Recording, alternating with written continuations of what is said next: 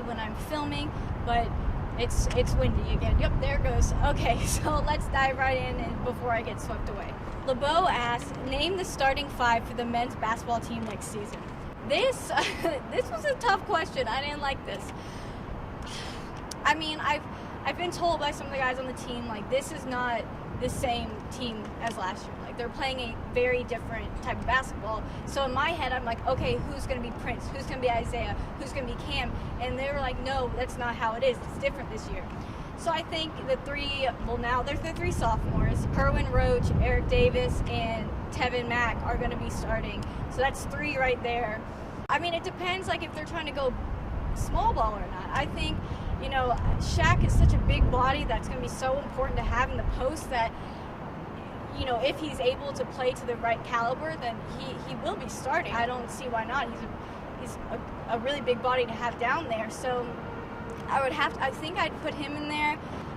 Jarrett, maybe Andrew Jones, he might be going in. I hear he's pretty athletic and he's a big body as well. So maybe them. I didn't like this. I don't like doing that. Ooh, that's hard. I didn't like. Yeah, that was tricky because in my head, Prince is still supposed to be there, and Cam, like all those guys are still supposed to be here. It's weird. It's not sitting well with me. Slimmy BKT asks, how long before Brandon Ingram is averaging 22 and 7? Who is better in 5 years, Ingram or Simmons, and why? We got a lot of NBA questions this week, and I like it. Y'all know I love NBA, so I appreciate it. I hope Ingram is averaging 22 and 7, like 2 games in the season. 1 game tomorrow. I don't care. I hope he balls out. He seems like a really talented player. He looked good in summer league. As soon as possible, that's what I'll say. I mean, realistically, it's going to take him a little bit. He has to get in the groove of things.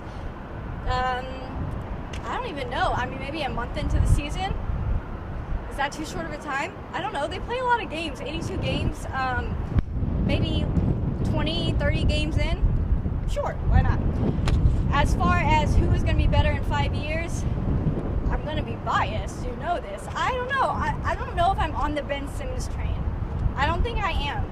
I think he's talented, but he's still going to be on the Sixers, which weighs into, how talented they're going to be. I think he's talented, don't get me wrong. You don't get into the NBA for nothing, but number 1 pick, obviously he's talented, but I don't know. I don't think he's going to be as great as people expect, or as great as the Sixers expect, that's for sure. He's not their next Allen Iverson. I'll go that far. No, not even close. LeBeau know you're a Lakers fan, but what do you think of Spurs, Mavs, and Rockets' moves so far? Another NBA question. I like it, guys. As far as the Spurs go, I think picking up Pau Gasol is huge. I think that's a very good pickup. He fits in there as the whole team is foreign. Pau Gasol, obviously, y'all know I'm a Lakers fan, so I love him. He won us some rings. He's a great guy, close with Kobe. Love it. He's a really good pickup. He's a talented player. You got to give him that much. As far as the Mavs go, I think they got a good one in Harrison Barnes. They're paying him far too much money, but I think they're going to be good. He's a very talented player, and therefore he will be able to produce for them. I think on the Warriors, first of all, he wasn't mentored enough. Harrison Barnes is a talented player. If you saw him in college, you know this. I mean, it's a fact. He's very talented. I just think the whole being on a team with Steph Curry, Klay Thompson, Draymond Green, it takes attention away from the guys who need some molding, and so therefore he wasn't molded into a player. He was just kind of thrown into the rings, and I think that kind of hurt him. So I think if he can get coached and mentored in Dallas, he's going to be very successful. I don't know about what are they paying him, $90 million? Don't know about that one. And lastly, the Rockets. The Rockets have done a whole lot of nothing in my eyes. They had their big 2 main pickups are Ryan Anderson and Eric Gordon. Those aren't big pickups in my eyes because Rockets have one very central problem. I mean, first of all, their coaching issue, but James Harden is a very hard guy to play with.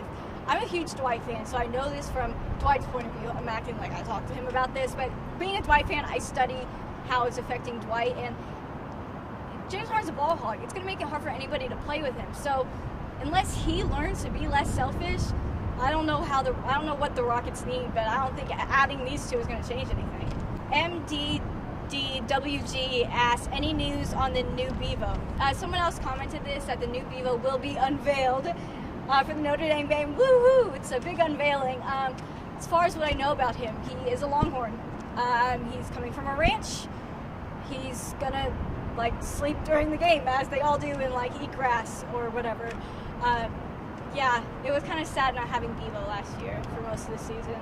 So it's been sad, but hey, a new Bevo. Let's hope he's a lucky one, right? I think Texas needs a lucky Bevo because last Bevo had some good years under his belt. I think he just got so sad from Texas football that it killed him. Sorry. Jillian asked, who had the better basketball career, Kobe or Duncan? You know I'm far too biased to answer this question. I have to say Kobe. I'm sorry. I think Tim Duncan is so talented. Greatest power forward of all time. There's no debate. But Kobe, I mean, that's just it's like a human highlight reel, and I'm taking that nickname from someone, but that's Dominique Wilkins, but I'm still going to give it to Kobe because he was. I mean, you look at his highlights and you're just blown away. And I think he was so dominant in this game and what he did to the game of basketball. He was revolutionary to the game, and I don't think that Tim Duncan was. He's such a talented power. I don't want it to seem like, oh, Tim Duncan sucks, because he doesn't. I mean, come on, he does not suck. But I gotta say Kobe. I'm sorry. It's just Kobe, man. The Black Mamba. There's no one else. There's nobody. Another question from Jillian. What are the chances Megan Walker picks Texas over UConn? How many 5 stars does Charlie land in the 2017 class? Do you think Shaka coaching the USA men's U18 will have a major impact on his recruiting targets? As far as Megan Walker goes, I think Texas stands a very good chance in getting her. Like I said in a previous video, she's really promised a ring if she goes there. She's promised to start here immediately, which probably won't start immediately at UConn. I mean, Texas holds a very good chance, but if UConn wants you and you're a women's basketball player, it's kind of like Alabama wanting you and you play football. You just go. I mean, you don't even question it. So I'm trying to be optimistic and say, yeah, Texas is going to get her. Texas could, but I think it's pretty fair to say UConn has the upper hand in this one. As far as Charlie and the 5 stars, y'all know I don't really care for the whole rankings and stars or whatever. Let's give him 4 or 5 stars next year. Actually, well, it depends on how Texas... Actually, no, it clearly doesn't depend on how Texas does this year because look at all the big recruits that Texas got this year after a very bad season last year. But sure, I'll go with 4, maybe 5, around there. And as far as Shaka Smart and his recruiting after coaching U18, 1,000% this is going to help him. Oh my God, this is going to be huge because you're turning on the TV and you're seeing him with these guys. And the clips they're showing on ESPN, Shaka running these drills with these guys and playing with these guys, that is going to show all these recruits wow, look at that coach. He's so involved. He really loves these kids. He's so into it. And that's what they want. And I think, it's just going to show off his coaching talents even more. And I don't know, it's going to help him tremendously with recruiting. It's a perfect platform. It's kind of genius. He accepted this job. I know what you were up to, Shaka. I know what you were doing. He knows. This is going to help him so much because they're just going to see an insight into what he does at Texas, and people are going to be like, wow, I want a piece of that. And they're going to come here. It works. Born Fan asked, is Nagar already on campus? Any other kickers working out? Yes, he is. He tweeted a picture with Malik. They were near the stadium with their horns up, so pretty much safe to say he's on campus.